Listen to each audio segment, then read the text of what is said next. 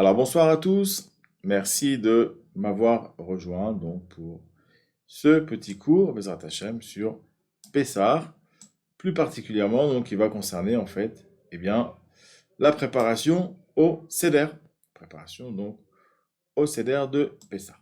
Alors, par quoi est-ce que nous allons commencer? Donc on va commencer tout simplement par voir un petit peu en termes de, puisqu'on est 3 jours avant Pessah, d'accord? Donc on a préparé un petit peu l'esprit ensemble, à travers donc deux Chidushim que vous connaissez maintenant, l'esprit de la délivrance d'une part, et puis d'autre part donc on a vu un petit peu d'autres choses concernant donc plus particulièrement la matzah et des choses comme ça dans l'esprit. Maintenant on va voir concrètement. Concrètement, quand on doit préparer le seder, pas à pas, on va essayer de voir les choses, vraiment les points clés sur lesquels il faut qu'on soit prêt donc pour cette extraordinaire soirée que nous allons vivre d'ici quelques jours. Au premier rang desquels, déjà il y a quelque chose auquel on ne pense jamais parce on est dans la course, on est dans une course effrénée par rapport aux courses, par rapport à tous les préparatifs, par rapport à est-ce qu'on a vraiment pensé à tout. Et en fait, souvent, on ne pense pas à se reposer. Ça paraît bête, hein. Chaque année, on se fait avoir. On se fait avoir, on commence Pessah assez tard, on est complètement débordé, on a notre femme qui a besoin de nous à tous les niveaux, voilà, vous savez ce que c'est. En fait, et c'est vraiment très très important. C'est important dès maintenant, en fait, de dessiner la journée qu'on va vivre la veille du Seder. La veille du Seder. D'accord? On doit dessiner, on doit l'écrire. On doit écrire tout simplement. D'accord? Ça paraît idiot, ça paraît simple. Mais en fait, c'est ce qui va faire toute la différence dans votre Seder. Parce que euh, en tant que guide, en fait, d'accord? C'est vous qui allez être le guide de cette soirée. Pour votre famille, vous allez peut-être avoir aussi de la famille, vous allez peut-être avoir des invités qui ne seront pas forcément tous au même niveau, qui seront pas forcément prêts. Vous aurez peut-être même des gens qui ne sont pas du tout ce qu'on appelle dans la Sougia, c'est-à-dire en fait des gens qui sont là pour qui Pessar ça paraît un petit peu extraterrestre ou qui sont pas. Et en fait, il va falloir être au top. C'est-à-dire qu'en fait, le Balabait, celui qui va animer la soirée, en fait, il va toujours jouer au moins sur deux plans. Il va lui-même vivre sa soirée, d'accord? Mais en même temps, il guide les autres. Donc en fait, c'est un vrai animateur. C'est à la fois un DJ, c'est à la fois un gentil organisateur, et il doit gérer. Il y a une gestion parallèle de la soirée qui nécessite énormément de force, de voir beaucoup de choses à l'avance, parce qu'évidemment, il peut se passer des choses. Il peut se passer des choses auxquelles on ne s'attend pas, et il va falloir gérer. Et pour ça, il faut beaucoup de force. Il faut beaucoup de force. Et l'après-midi de la veille donc, du Seder de Pessah, eh bien, il ne faut pas hésiter à se prendre 1 heure et demie, 2 heures, 3 heures, où on va se prélasser, on va être tranquille dans son lit, on met même son pyjama, on ferme les rideaux, on ferme tout et on dort, d'accord? Pour avoir vraiment un maximum d'énergie en potentiel pour cette soirée. Donc ça, en fait, c'est une des premières choses, parce que si on y pense au dernier moment, bah, c'est fini, en fait. On n'y pensera pas, et en fait, on va se faire avoir. Ça, c'est la première chose. La deuxième chose, c'est qu'il y a beaucoup de ségoulottes. Peut-être, c'est pas le but de la soirée, donc je ne vais pas en parler tellement, mais il y a 2 ou 3 ségoulottes.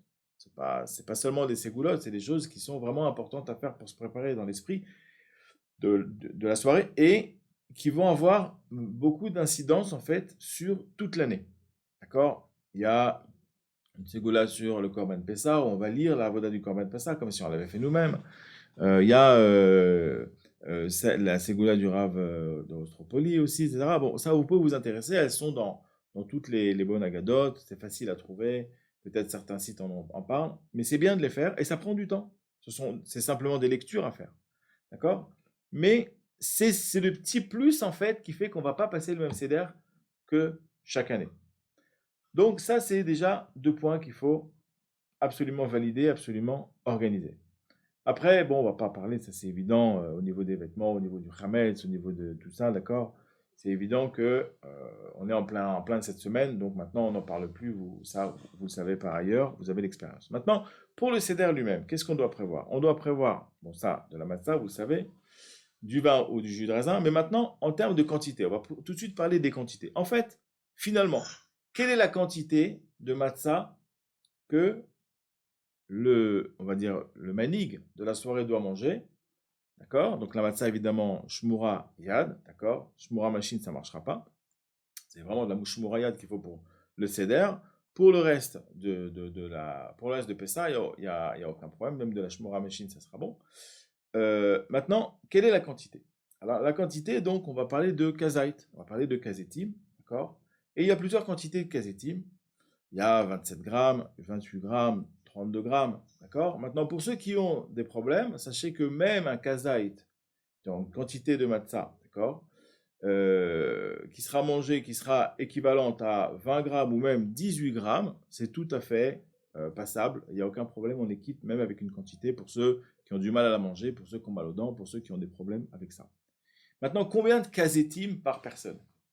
Alors, si on fait le bilan, dans toutes les listes, si vous avez pu, je ne vous l'ai pas prévenu, puis je ne l'ai pas mis à l'écran parce que c'était, entre guillemets, un autre niveau de préparation que je n'ai pas pour aujourd'hui. Donc, ça aurait été bien peut-être que vous preniez maintenant une agada, d'accord?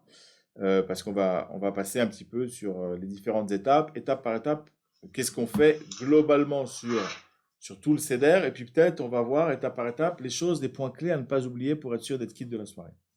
Donc globalement, si on regarde toutes les étapes, d'accord, il y a 15 étapes. Si on regarde sur toutes les étapes, où est-ce qu'on va manger de la matzah en fait? D'accord?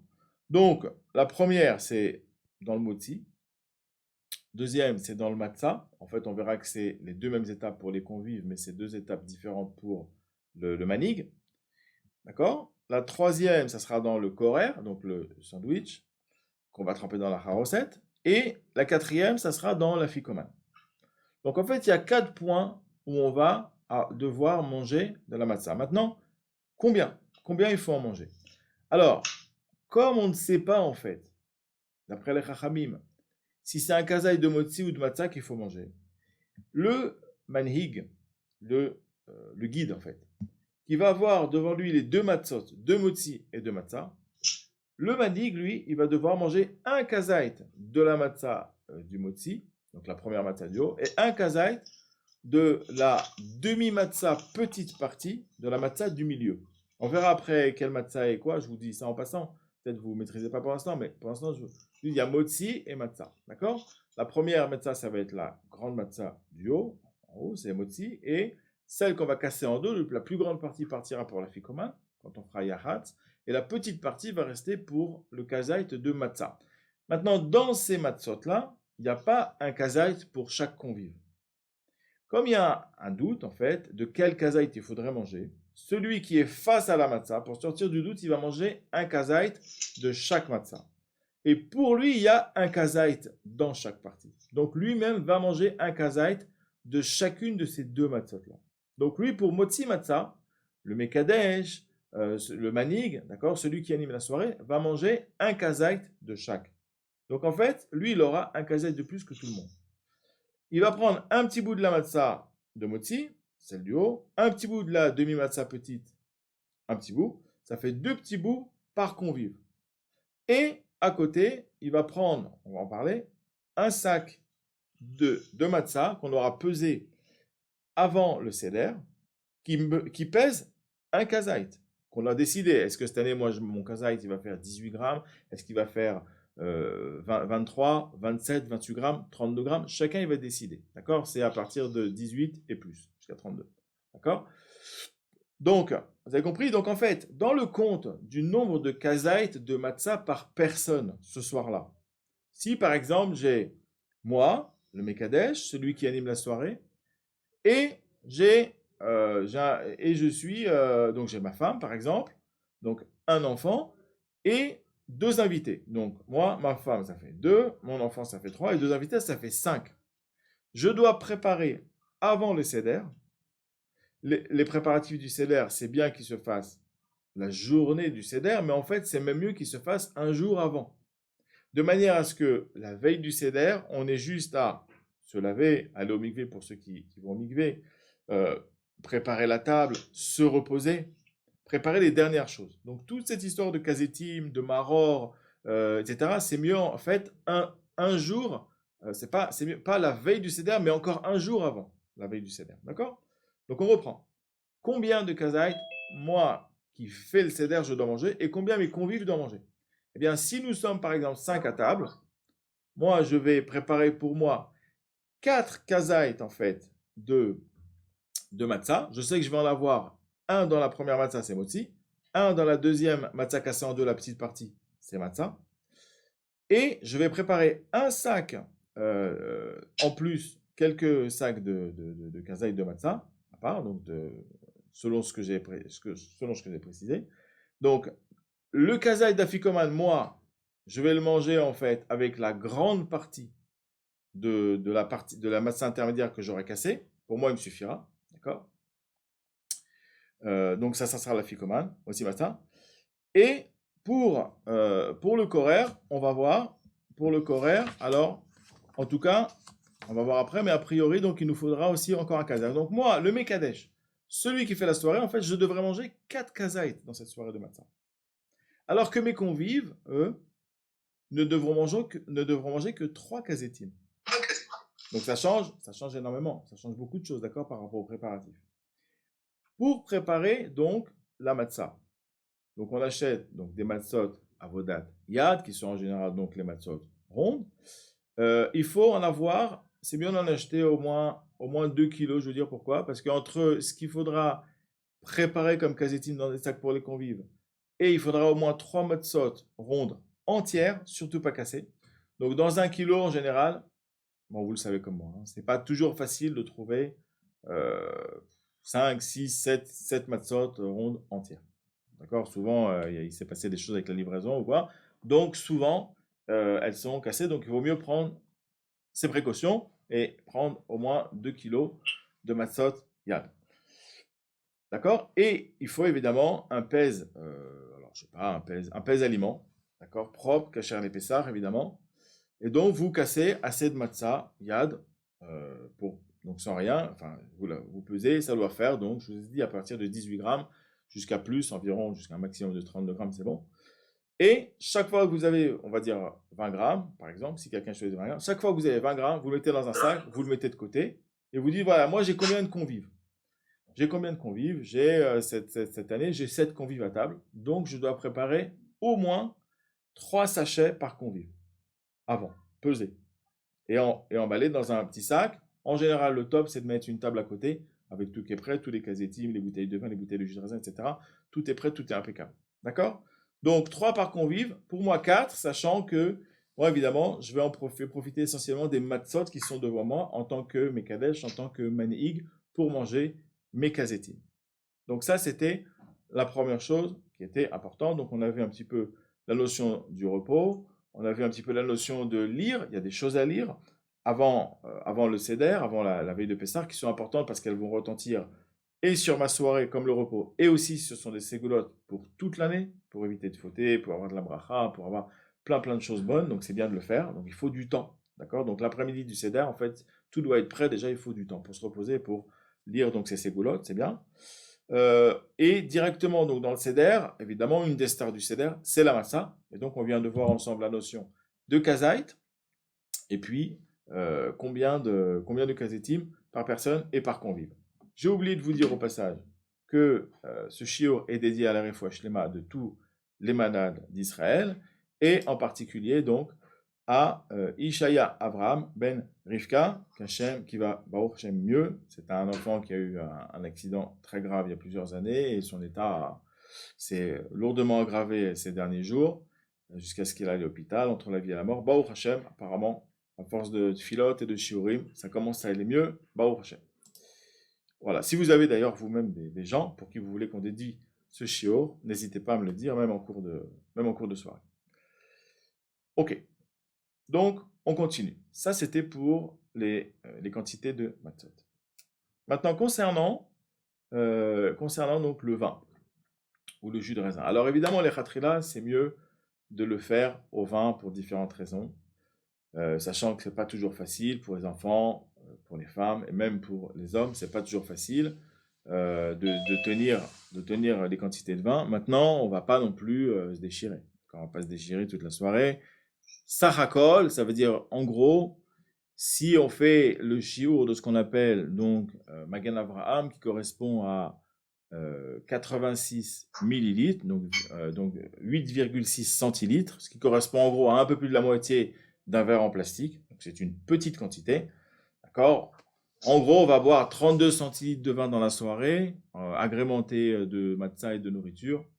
Donc, pour être déchiré avec cette quantité-là, il faut vraiment être sensible. Donc, je pense qu'on peut quand même, parce que c'est vraiment important de faire au vin, d'accord. C'est une mala, c'est alpi kabbalah, on va pas rentrer dedans, mais le jus de raisin, c'est pas tellement adapté. C'est plutôt adapté à la femme, aux enfants, mais pas tellement à l'homme.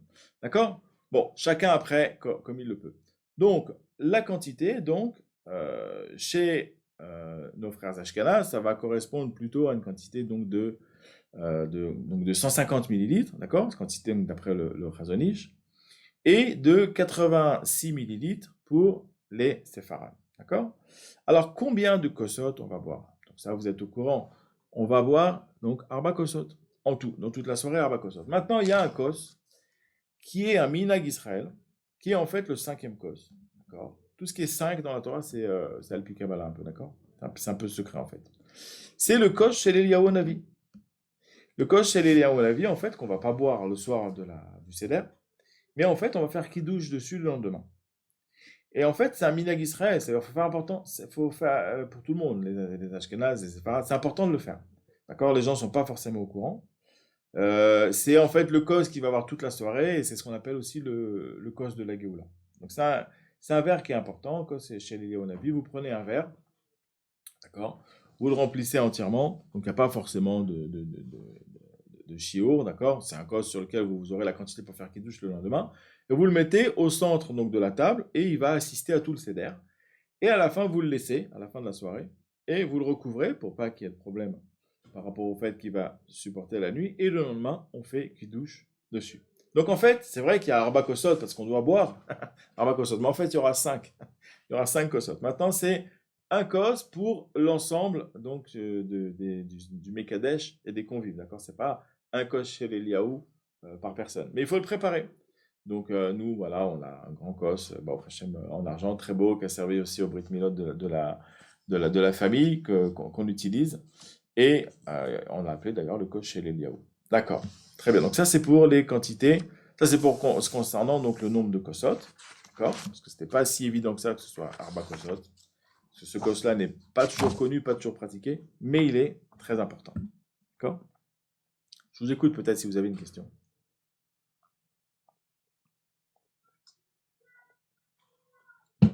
Et si vous n'avez pas de questions, je continue.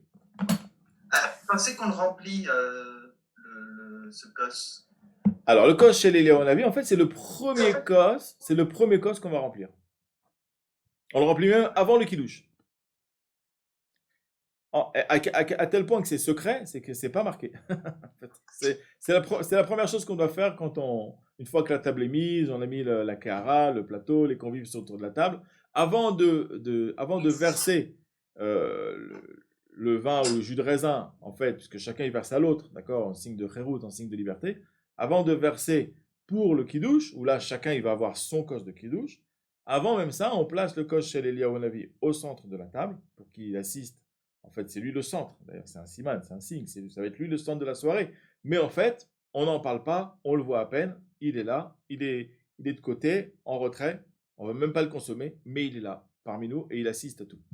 Et on le remplit en premier avant tout. Merci.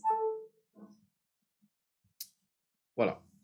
Alors, donc maintenant, on a compris, donc on doit remplir un verre donc de 8,6 centilitres ou 15 centilitres et des poussières 15,2, 15,3 pour plutôt les Ashkénazes. Il faut voir si pour des raisons pratiques, est-ce qu'un Ashkénaze pourrait prendre la quantité de 8,6 centilitres, donc séfarade, parce que s'il veut faire au vin, ça je ne sais pas, c'est déjà de la halakha qui concerne donc les Ashkénazes, et je ne connais pas cette halakha-là forcément, pas toutes.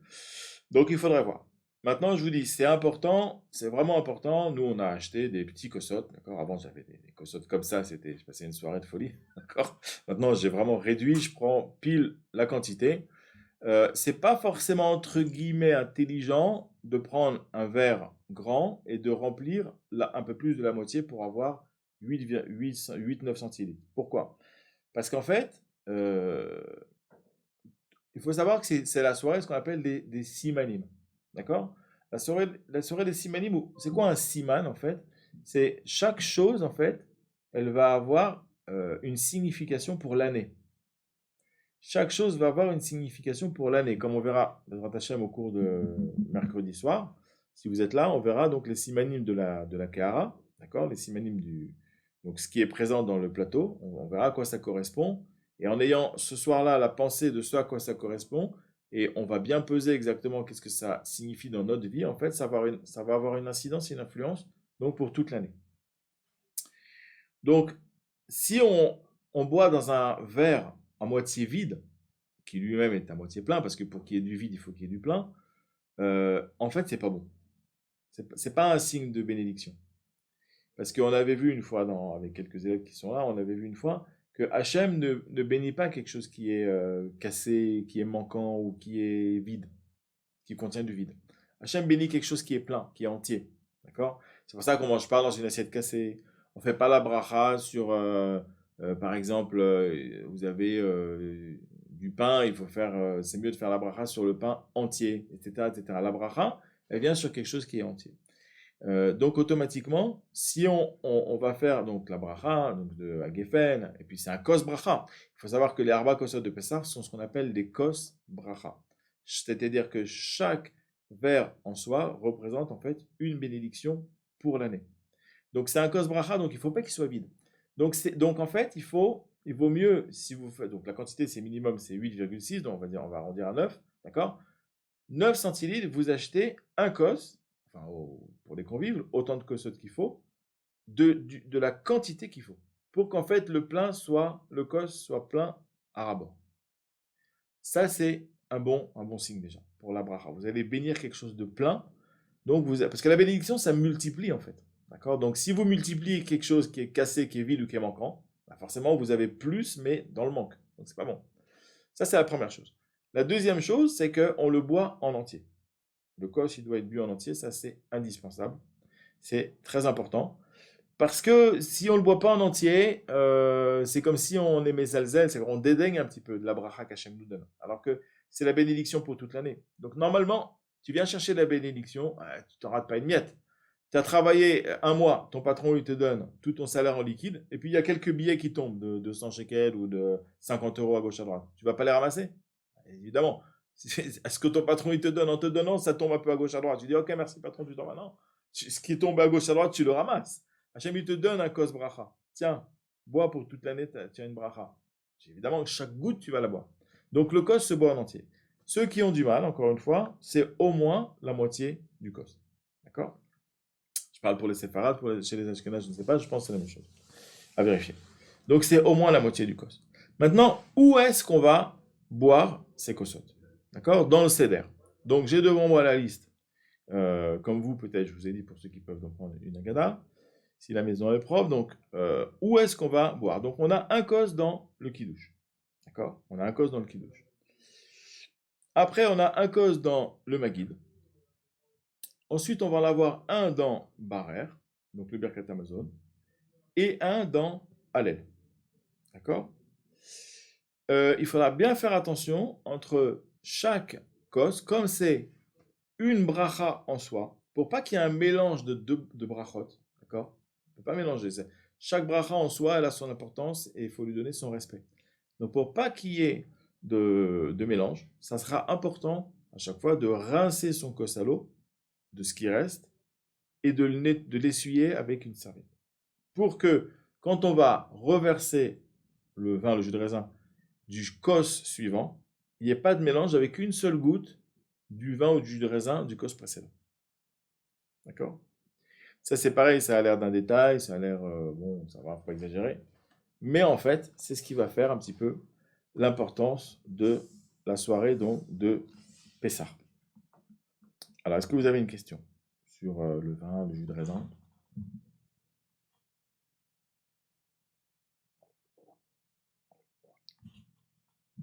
Non? D'accord. Alors, la quantité donc de maror, d'accord? Qui correspond donc à différentes choses. D'accord, nous en général on prend de la laitue, donc la partie blanche de la laitue qui est un peu amère, d'accord? Donc, tout ce qui va concerner, donc, non, le carpas d'abord. En termes de quantité, qu'est-ce qu'il faut préparer pour le carpas?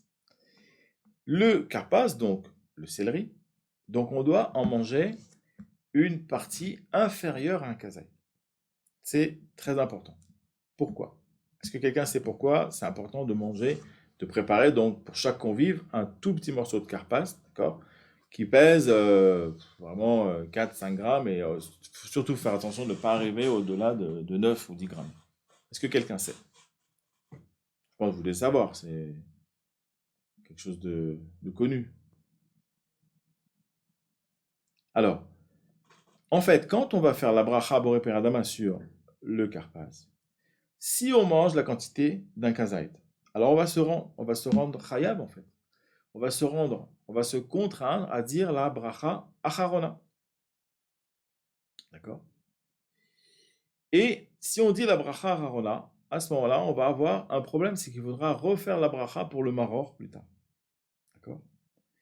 On va refaire la bracha quand on mangera le maror, et le problème, c'est qu'on sera déjà euh, en fait dans le motzi quand on va manger le maror. Donc on aura un problème de bracha. C'est pour ça qu'en fait, quand on va manger le karpas, on va faire la bracha boré peradama en incluant la achilat maror. Et ça c'est la première chose, donc on va boré peradama sur le céleri et le maror et tout ce qui est vert adama dans la soirée. Et aussi, il faut faire très attention de manger une quantité qui ne va pas me rendre chayav de la bracha, donc acharon. D'accord? Donc, ça c'était pour la quantité du karpas. Maintenant, qu'est-ce qu'il faut prévoir comme maror, donc aussi pour. Donc, on va faire là, pendant le seder, donc là, achilat maror, après le motzi, et aussi dans le korer. Dans le korer, il faudra prévoir aussi de la laitue. Donc, pour le seder lui-même, il faudra prévoir 2 kazetim, donc de maror, de laitue, un pour donc la mitzvah du maror lui-même, et un pour le korer lui-même. Donc, ça fait ici 2 kazetim. D'accord?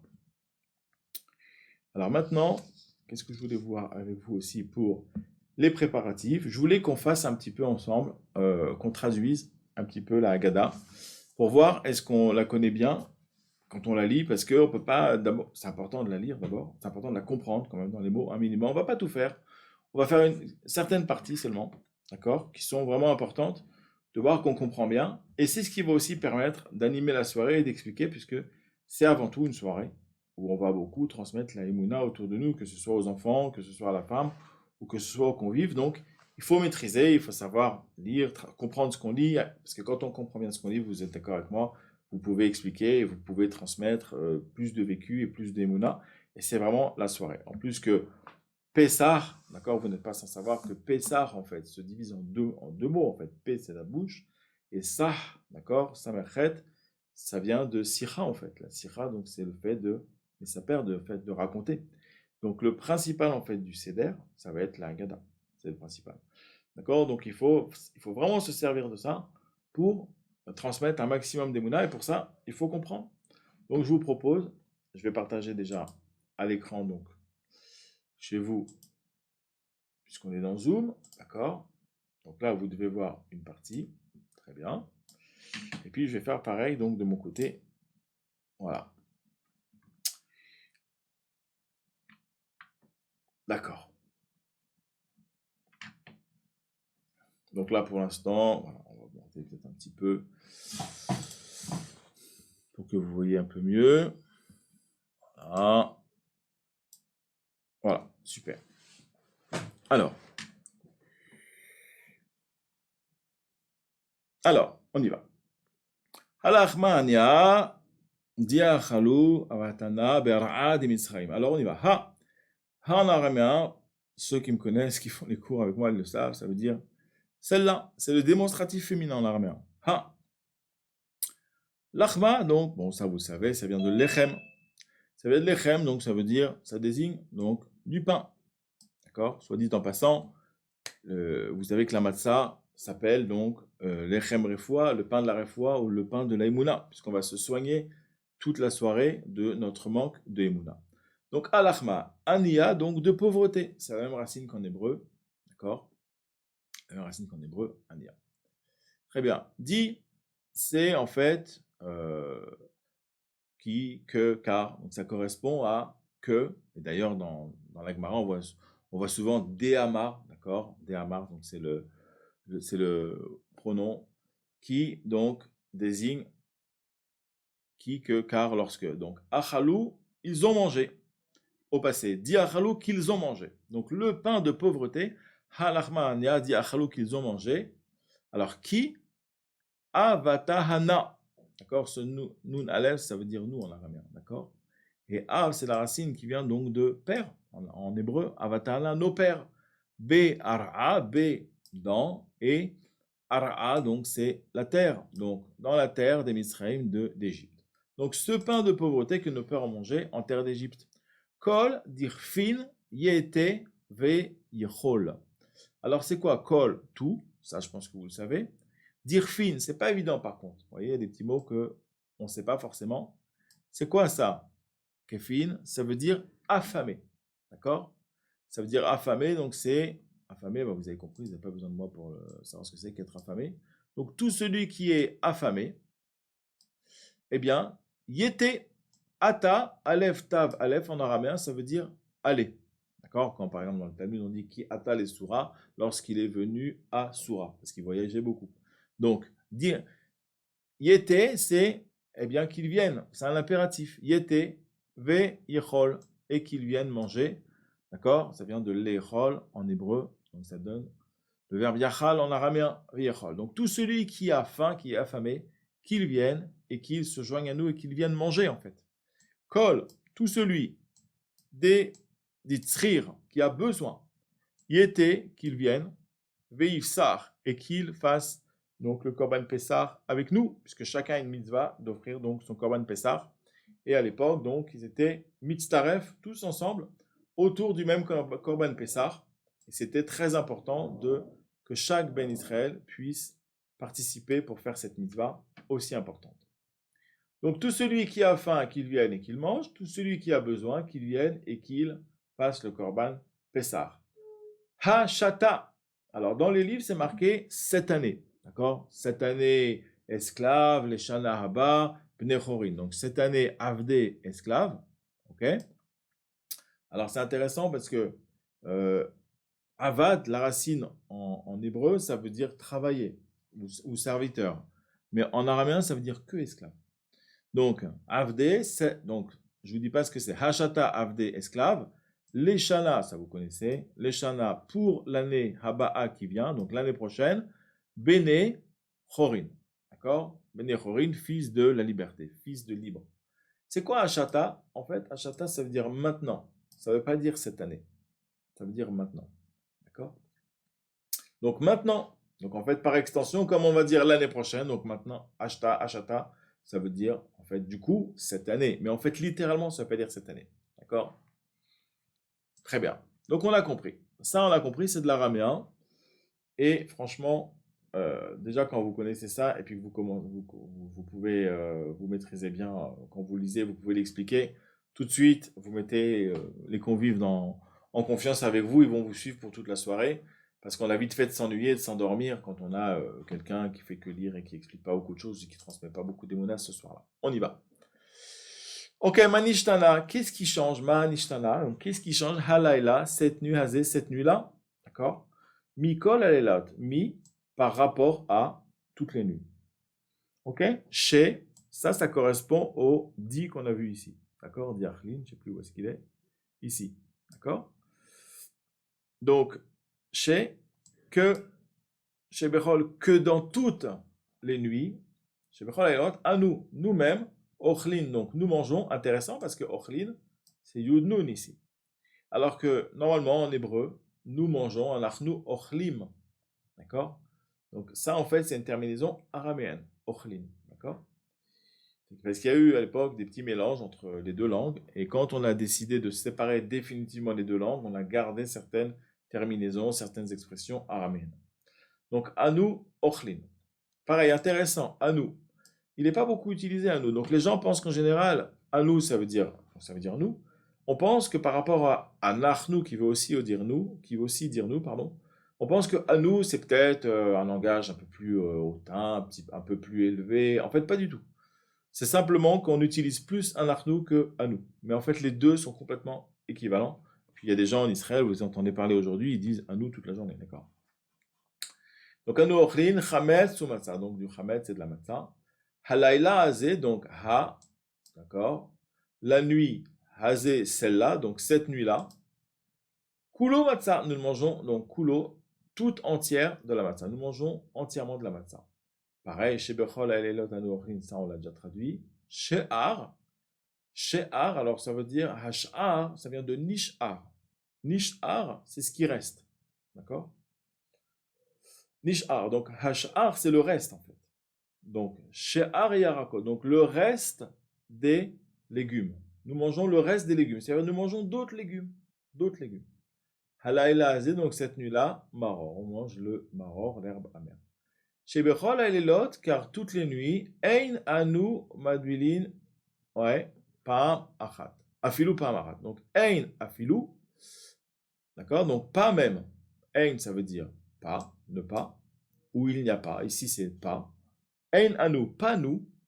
Madbilin, trempons. Afilou, même, pam achat, pam. Pam, c'est fois, achat, une. Donc, cette nuit-là, même une fois, on ne trempe pas. On ne trempe même pas une fois. Ok? Alayla hazé, j'étais permim. Et cette nuit-là, j'étais deux, j'étais permim deux fois. Shebechol aleilot, que dans toutes les nuits, à nous, orlin, nous mangeons, bein ou bein. D'accord? Alors, bein ou bein, ça veut dire soit. C'est ça. D'accord? Bein, littéralement, ça veut dire entre. Et là, c'est bein yoshvin ou bein mesubin. D'accord? Excusez-moi. Dans ce cas-là, comme il y a ou bein, justement, ça veut dire et ça et ça. S'il n'y avait pas le vav, ça voudrait dire effectivement soit l'un, soit l'autre. Comme ici, il y a le vav, c'est inclusif. D'accord? Donc, toutes les nuits, nous mangeons aussi bien, en fait, ça veut dire ben yoshvin, aussi bien, donc, assis. Et encore une fois, on revoit ce yud nun, d'accord? Terminaison araméenne. Ou ben mesubin. Ou alors, mesubin, donc, étendu. D'accord? Au passage, étendu. Quand on s'étend sur la gauche pour manger, c'est pas la peine on prend un oreiller, puis c'est pas la peine de dormir à table, d'accord? Ça suffit simplement, voilà, d'être un petit peu accoudé, et puis d'avoir le centre de gravité qui penche sur la gauche, ça suffira largement. Uben Mesubin, donc, est étendu, ok? Halaïlazé, cette nuit-là, Kulanu Mesubin, on sera entièrement étendu. Donc, c'est-à-dire que toute la soirée, on va manger étendu. On continue. Alors là, par contre, je vais baisser un petit peu. Si vous avez des questions, je vous écoute, avant que je continue.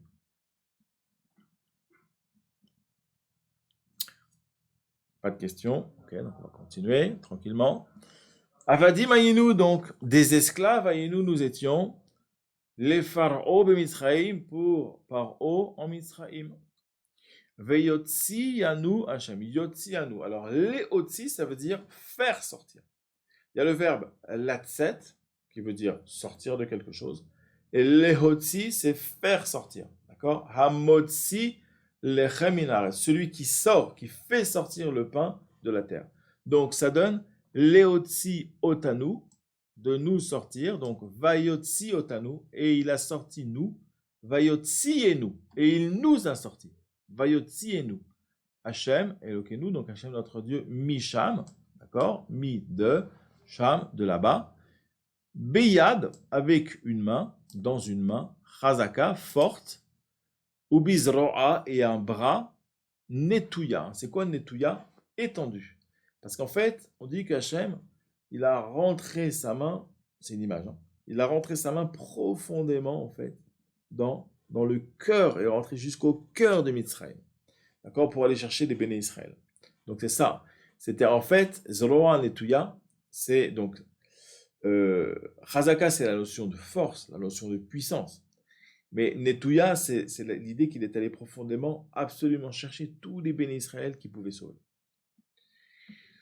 Vehilu lohotzi, voilà le verbe, lehotzi. Vehilu, c'est quoi Ilou? Les gens ne savent pas en général c'est quoi Ilou. Qu'est-ce que ça veut dire Ilou? Vous savez? Vous pouvez participer pour ceux qui savent. Hein.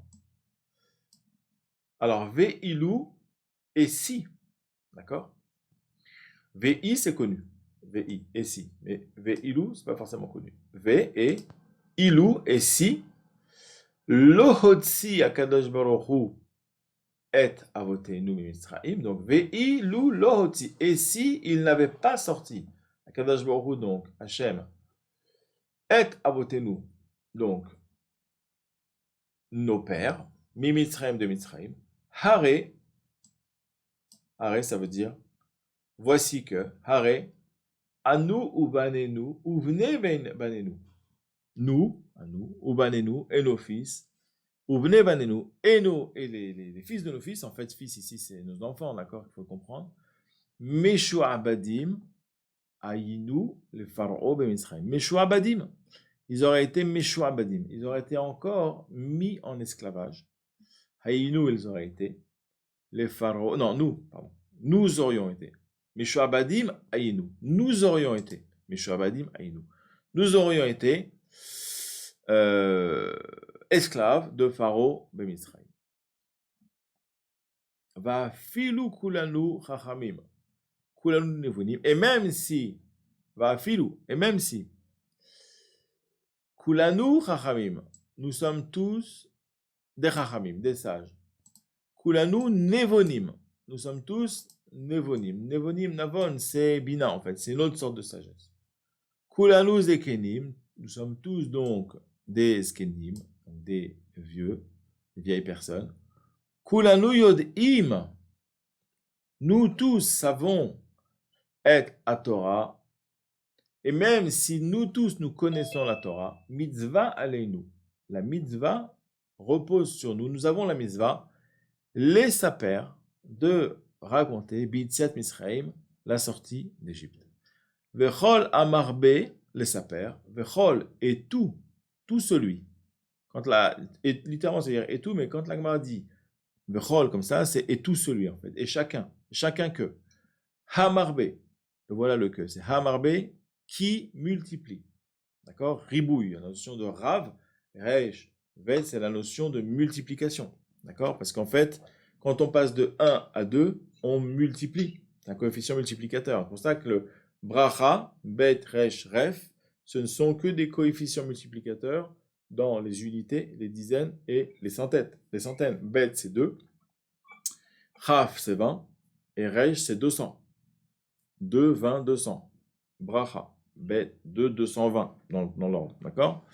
Donc, marbe, rav, c'est la notion de ribouille, multiplication. Kol marbe, tout celui qui multiplie. Les saper bitiat misraim, tout celui qui va multiplier les explications et le récit de Misraim.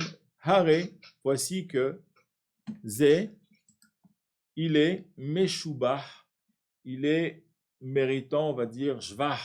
Jvah, ça veut dire, quand on fait des jvachim à quelqu'un, on va lui dire des paroles qui l'encensent, qui le grandissent, qui lui font plaisir, qui décrivent une belle personne, une belle personnalité, des compliments. D'accord, un petit peu. Il est méritant de compliments. Alors en fait, j'en profite, puisqu'on est là pour se préparer aussi, puisqu'on est dans les préparatifs. D'accord, là on prépare. L'idée c'est je me doute qu'il y en a beaucoup qui ont peut-être un bon niveau d'hébreu, qui ont préparé l'Alia, qui ont déjà fait de l'Ulpan, etc. Ça paraît bizarre, mais peut-être il y a des gens, je pense, il y a plus de gens qui vont être intéressés quand même par comprendre dans les mots, au moins les parties importantes, il y en a encore une ou deux qu'on va voir après, les parties importantes de la Haggadah, d'accord? Là, j'en profite pour pointer du doigt un autre préparatif du Seder de Pessah, et ça, les gens ne le savent pas vraiment, c'est un pshat qui est un petit peu profond dans le Moussar. Vous allez comprendre, je ne pense pas que vous le connaissiez, et ça peut changer toute votre soirée. Quand on lit ici, Kol amarbe les saper b'yitziat Mitzraim, arez et meshubar. Tout celui qui va multiplier le sipour, l'histoire, il va gonfler, grossir, agrémenter, alimenter de commentaires toute la soirée. Le sipour de Yitziat Mitzraim, qu'est-ce qu'on comprend en fait littéralement? Et en fait, c'est une erreur. on comprend, bah voilà, dans ma soirée, je dois, eh bien, voilà ce que j'ai dit, alimenter, agrémenter, augmenter. Je raconte des commentaires, je raconte, voilà, Réanik et Ben Shivim. On parle donc de Benzoma qui avait des stries blanches. Il y en a qui disent, il y a 3 pshatim. Un pshat, c'est parce qu'il était un Gilgoul, il n'avait pas complété son Gilgoul d'avant, donc il est venu compléter ses 70 ans de Gilgoul ici. Donc c'est pour ça qu'à 20 ans, pour être Dayan, il devait avoir la barbe blanche, donc il lui poussait des stries dans la barbe. Raconter plein de choses sur le Sipur de Misraïm pendant le Seder. En fait, c'est pas comme ça. On a l'impression qu'on lit ici, tout celui qui va multiplier le récit, donc pendant le Seder, eh bien, il va être digne de louange. C'est ça, Rezem et Shouba. Donc, il va pouvoir aller, se coucher tranquillement, il a bien fait son travail. En fait, c'est pas comme ça qu'il faut le comprendre. Les Rachamim disent, c'est pas comme ça. C'est comment tu vas savoir que tu es Meshoubar, c'est-à-dire comment tu vas savoir que tu es digne de louange du ciel, d'accord? Comment tu vas sentir que tu fais bien, tu as bien fait ton travail sur soi pour sortir d'Égypte ce soir-là, par l'intermédiaire, par le fait que après la soirée du Seder, une fois que tu as mangé la ficomane, au lieu d'aller te coucher, tu vas être marbé bessipur yitzat Misraïm. C'est après en fait que ça se passe. Cette phrase-là, Arez et Meshubar, ne parle pas en fait de toute la force et de ce que tu auras mis pendant le Seder pour raconter et rendre le récit agréable à toi, à ta femme, à tes enfants, à tes convives. Pas du tout. Il parle après. Qu'est-ce qui va se passer après le Seder? C'est pour ça que je vous ai dit en introduction de ce cours-là, primordial. Dès maintenant, vous fixez de telle heure à telle heure, la veille, je dors. Parce que le Meshoubar, le fait que vous allez sentir que vous avez réussi votre soirée de Pessah parce que du ciel, vous sentez les louanges, vous sentez qu'on vous aime, ou vous sentez quelque chose dont on ne peut pas décrire. Ça va venir du fait que vous êtes en forme après le Seder, après les Fikoman, pour continuer. Vous ouvrez des livres, d'accord? Même dans les Haggadot pour les enfants, vous regardez à la fin, même pour les grands, vous avez plein de commentaires qui expliquent, par exemple, tout ce que les béné Israël ont vécu en Mitzrayim, tout ce qu'il leur faisait.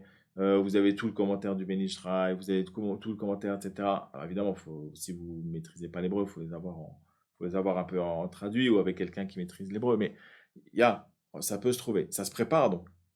Mais en fait, vous allez vivre une autre soirée et surtout une autre année, d'accord? C'est pas grave si vous endormez sur votre livre. Même si vous faites un commentaire, 2 commentaires, il y en a qui connaissent toutes les chansons, ils chantent avec les enfants toutes les chansons pendant 1 heure ou 2, après ils s'effondrent et ils se réveillent le matin sur leur chaise.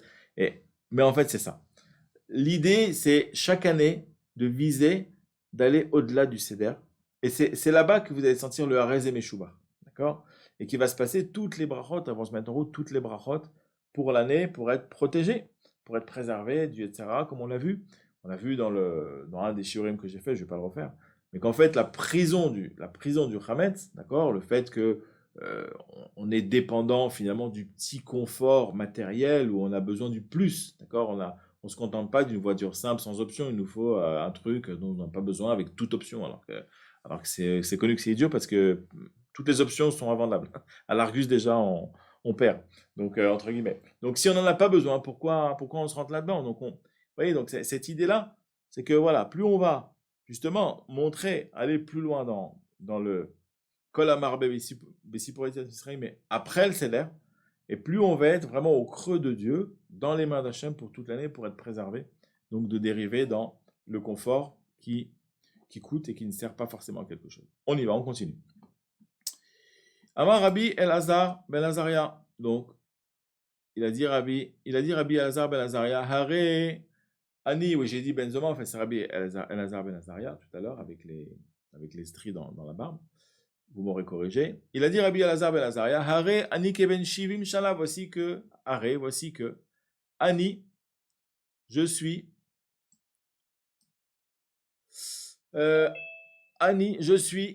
keben shivim shala, comme donc 70 ans. C'est comme si j'avais 70 ans. Velo zachiti shete amer. Velo et pas zachiti. Et je n'ai pas mérité shete amer que soit dit, donc par mois. Je crois que vous avez passé J'ai passé quelque chose? un tabac. Ouais, non? Maaseh Berabbi Eliezer, Ouais, Berabbi Yoshua. merci. Merci beaucoup. Alors, maasé. Donc, quand on dit maasé, en général, donc, ça veut dire un acte, un fait, c'est, on raconte une histoire. D'accord? Il y a eu une histoire. Maasé. Berabi Berabi Eliezer. Maasé Berabi Eliezer, donc, avec Rabbi Eliezer, Verabi Yoshua, Verabi Elazar ben Azaria, Verabi Akiva. Donc, avec 4 Chachamim. Verabi Tarfon, Verabi Tarfon, qui sont d'ailleurs des Tanaïm. Sheayu, She, c'est ce fameux Daled qu'on retrouve en araméen aussi, d'accord? Sheayu, que, qui, que, car, lorsque. Hayu, ils étaient, que ils étaient. Mesubin, donc, étendus. Bebnebrak, à Bnebrak, donc c'était la soirée de Pessah, ils étaient étendus à Bnebrak. Veayu, Mesa Perim, et ils étaient en train donc de raconter. Bilsat Mitzraim, et ils racontaient l'histoire donc de Yitziat Mitzraim. Alors, je ne sais pas pourquoi ça a sauté là. Non, voilà. Où est-ce que je suis? Mesa Perim, ok. Kol Oto Halayla. Kol, tout, Oto, celle-là, Halayla, la nuit. Donc, toute cette nuit-là, Kol Oto Halayla. Ad, chez, jusqu'à ce que, Baou Talmidim, Talmidehem, Baou, ils sont venus, donc Talmidim, Shelahem. Donc Talmid, c'est un élève, Talmidim, c'est au pluriel, et Shelahem, c'est deux E. Donc Talmidim, Shelahem, contracté, ça donne Talmidehem, leurs élèves.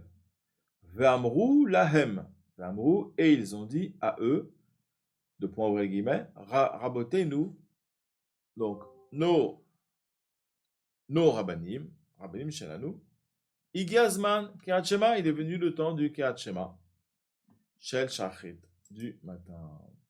D'accord? Alors attendez une seconde. Tout ça, on n'a pas forcément besoin. C'était surtout, je voulais terminer avec vous, il est déjà.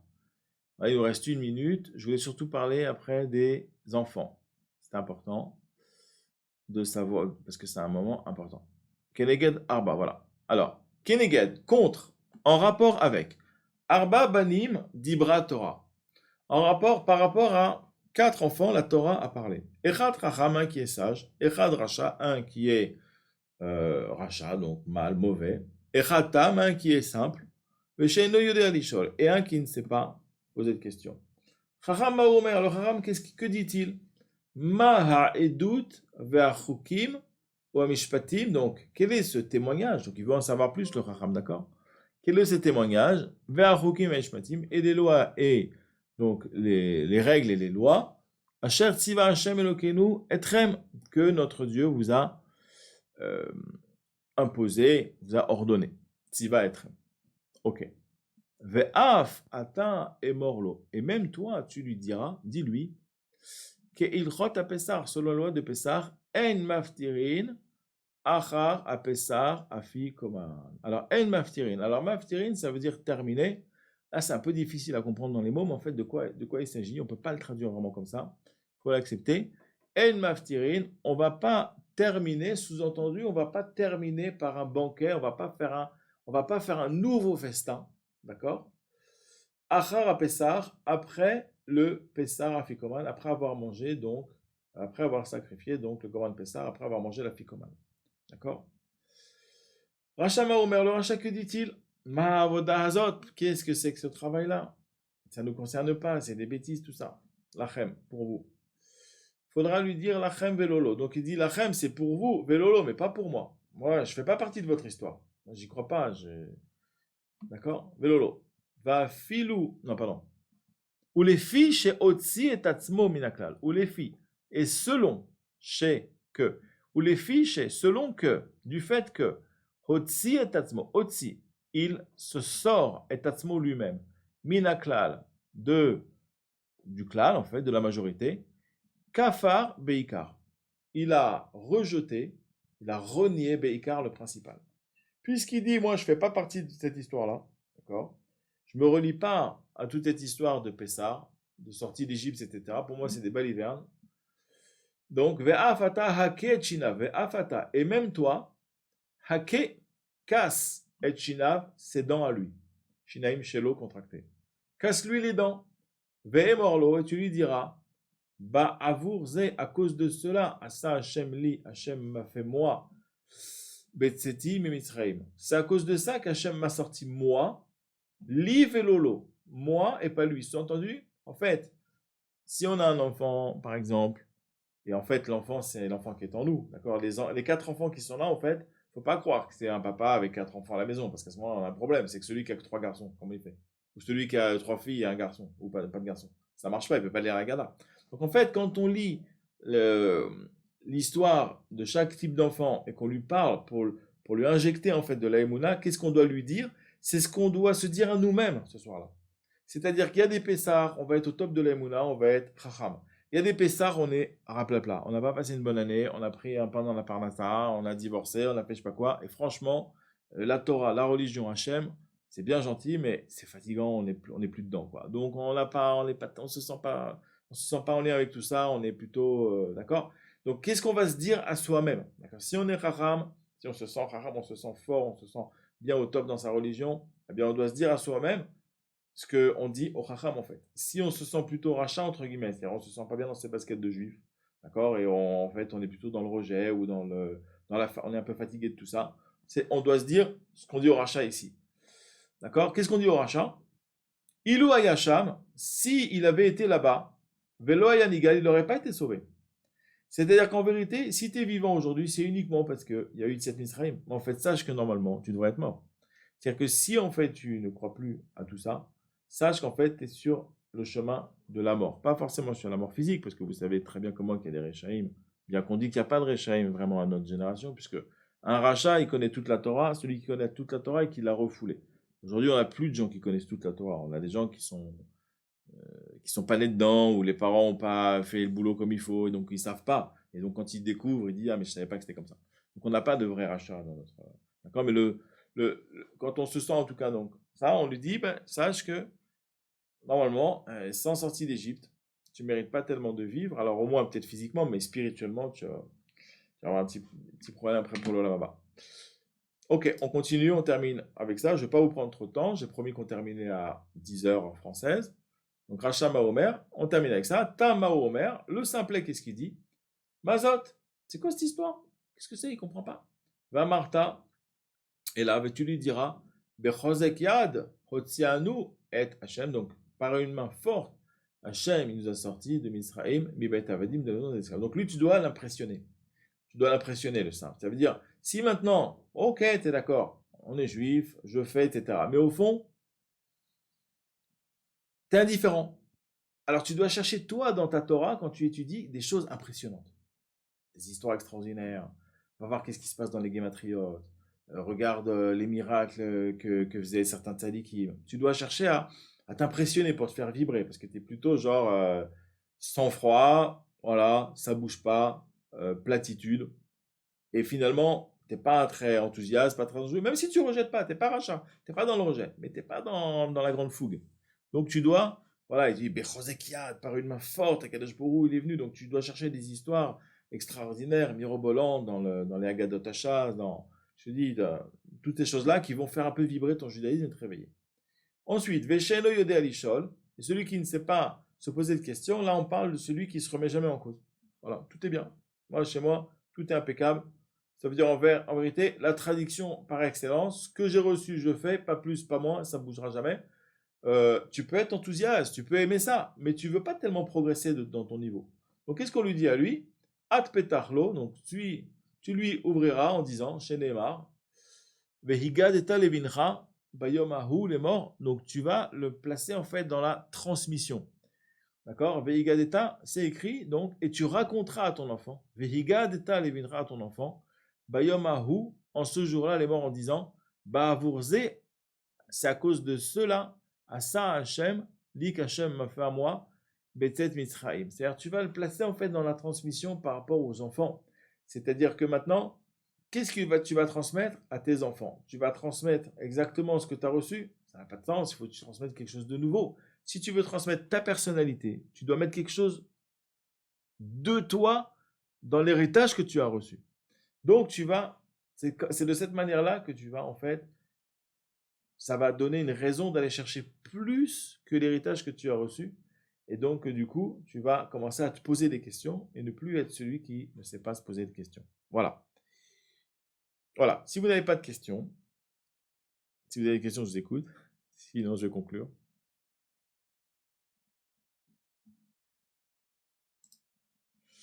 Non, apparemment, vous n'avez pas de questions. Donc, si vous n'avez pas de questions, eh bien, je vais conclure. Je vous remercie donc de m'avoir suivi, d'avoir répondu positivement à mon invitation. J'espère que ça vous a éclairé sur les préparatifs, donc minimum de Pessah, auxquels il faut penser. On a vu un certain nombre de points clés. Il y en a encore quelques-uns, mais après tout, on s'est dit qu'on avait 1 heure, d'accord, ce qui est déjà pas mal. Et voilà, j'espère que vous avez été passionné, tout comme moi, par cette soirée. Et donc, je vous dis à bientôt. Merci beaucoup. Au revoir.